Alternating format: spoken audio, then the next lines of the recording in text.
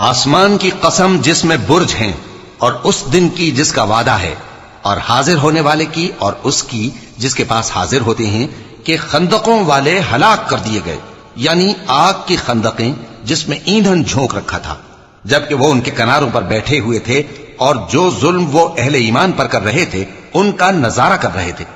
اور ان کو مومنوں کی یہی بات بری لگتی تھی کہ وہ اللہ پر ایمان لائے تھے جو غالب ہے، سب خوبیوں والا ہے، جس کی آسمانوں اور زمین میں بادشاہی ہے،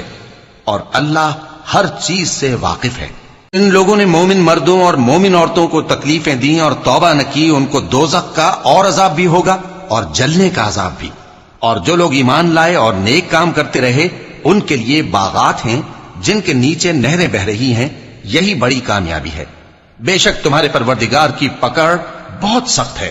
وہی پہلی دفعہ پیدا کرتا ہے اور وہی دوبارہ زندہ کرے گا، اور وہ بخشنے والا ہے، بہت محبت کرنے والا ہے، عرش کا مالک، بڑی شان والا، جو چاہتا ہے سو کر ڈالتا ہے۔ بھلا تم کو لشکروں کا حال معلوم ہوا ہے،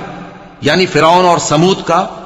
اصل بات یہ ہے کہ کافر مستقل جھٹلانے میں لگے ہیں، جبکہ اللہ بھی ان کو ہر طرف سے گھیرے ہوئے ہے۔ یہ کوئی معمولی کلام نہیں،